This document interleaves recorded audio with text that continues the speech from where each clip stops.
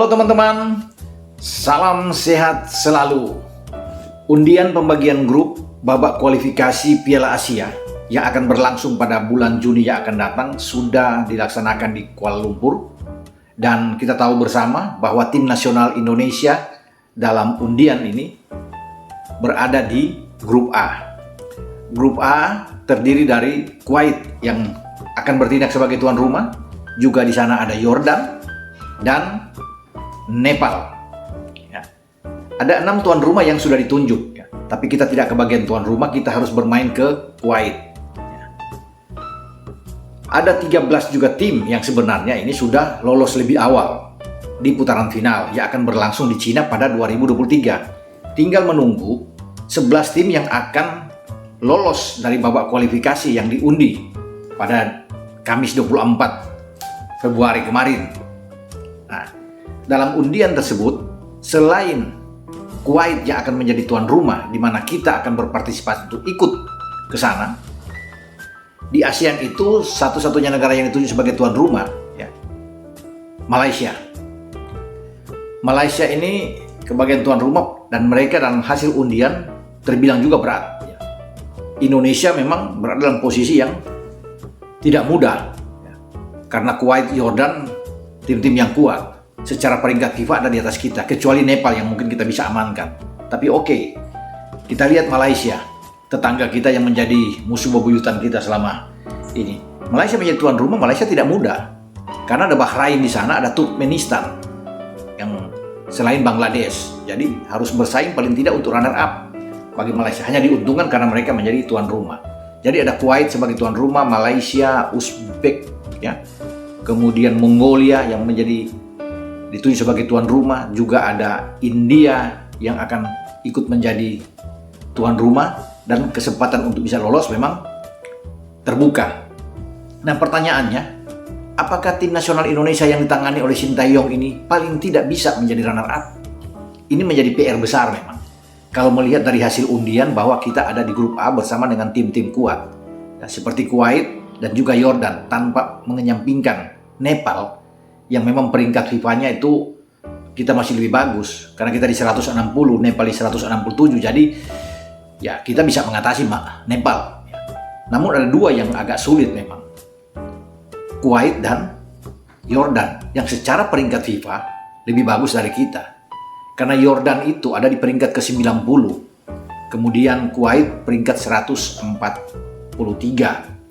Tentunya sebagai tuan rumah ini modal bagus, ya, bagi tim asuhan Tamer Enat, karena mereka juga punya pemain-pemain yang oke, walaupun sudah dimakan usia tapi punya pengalaman yang bagus.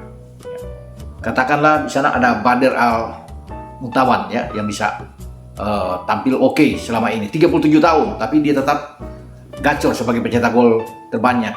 Ya, Yusuf Nazer, 31 tahun, ini penyerang-penyerang berbahaya yang ada di Kuwait bersama dengan Badr, ya. Dan ini akan menjadi lawan kita. Nah, kemudian Yordania, bahaya. Tim asuhan Adnan ini, Adnan Ahmad, bukan tidak mungkin mereka akan menjadi juara grup. Dan Kuwait mengincar runner up. Jadi buat kita, ya, belum tertutup memang peluang. Kita harus bertarung habis-habisan, ya. Nggak ada yang tidak mungkin. Ya, walaupun ini grup berat, ya, dan dapat lawan yang di atas kita, boleh dikatakan di sini, ya. Tapi harapan itu masih ada. Asal persiapan yang dibuat oleh Sintayong ini benar-benar matang benar.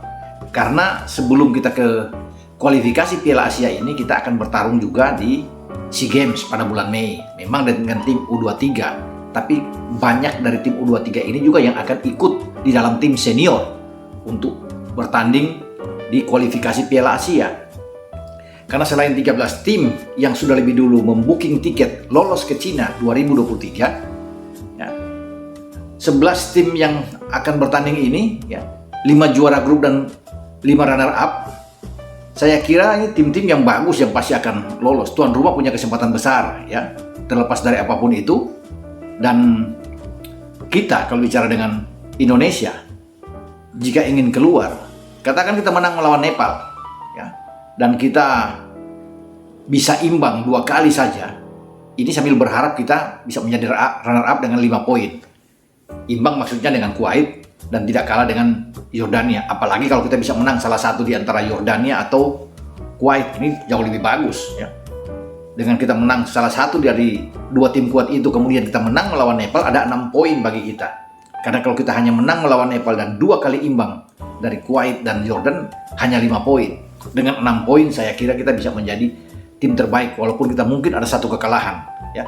Kalau kita bisa menang melawan Jordan atau Kuwait ya, ini bagus dan masih memungkinkan.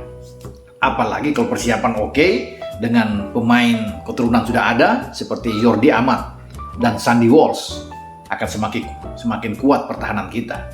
Karena kita juga masih punya setidaknya ada 5 pemain yang selama ini menghuni di tim STY ya, yang ada di luar. Elkan Bagot bisa datang, ya. Witan Sulaiman, Egy Fikri dari Senika, 2 pemain akan datang. Asnawi Mangku Alam dari Ansan Greeners di Korea ya akan datang, dan bisa Pratama Arhan tentunya ya dari Tokyo Verdy yang bisa bergabung. Jadi kita sebenarnya secara tim kuat dengan ditambah Jordi dan Sandi.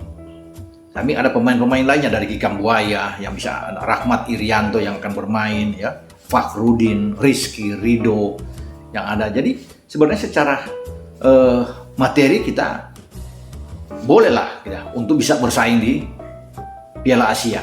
Ya. Jadi kuncinya di situ aja, kita bisa melihat. Kita jangan kalah dengan Kuwait atau Jordan. Kita ambil lawan Nepal.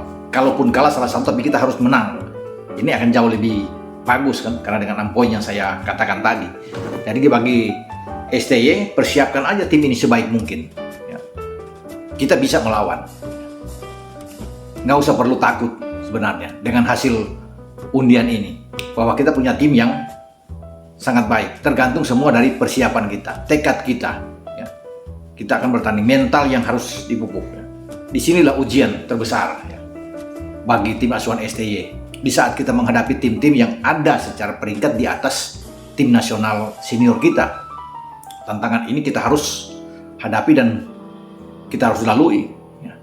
Justru dengan tantangan ini akan membuat kita termotivasi untuk tampil bagus dan memenangkan pertandingan di kualifikasi Piala Asia ini. 13 yang sudah lolos dari ASEAN itu ada Vietnam, satu-satunya dari ASEAN yang sudah lolos. Karena yang lain Singapura, Thailand, Myanmar, Kamboja itu Filipina akan bertarung di kualifikasi sama seperti tim nasional Indonesia. Vietnam ini sudah aman, itu bergabung dengan juara bertahan Qatar, tuan rumah Cina, Australia yang sudah lolos, Irak, Iran yang sudah ada, Korea Selatan, kemudian Jepang ya yang sudah hadir di sana, ada Oman, ada Syria, ada Lebanon, ya ada 13 total semua yang sudah menunggu. Kalau kita bisa bergabung, ini luar biasa. Sebuah pencapaian yang bagus bagi tim nasional Indonesia jika kita membooking salah satu tiket dari 11 jatah tersisa yang nantinya akan lolos ke putaran final Piala Asia 2023 di Cina. Dan sekali lagi, saya tetap yakin dengan tim nasional kita untuk berbuat yang terbaik ya. Di Kuwait akan bertanding itu pada tanggal 8, 11, dan 14 di penyisian grup, kemudian masuk ke babak 16 putaran final selanjutnya. Jadi target kita ya adalah paling tidak ya, mungkin kalau bisa menjadi juara grup A. Ini terbilang berat walaupun masih memungkinkan, tapi kita ambil saja di runner up. Jadi pertarungan kita ada di sini, menjadi runner up terbaik, 5 runner up terbaik yang akan ikut bersama dengan 6 juara grup untuk terbang ke Cina pada 2023.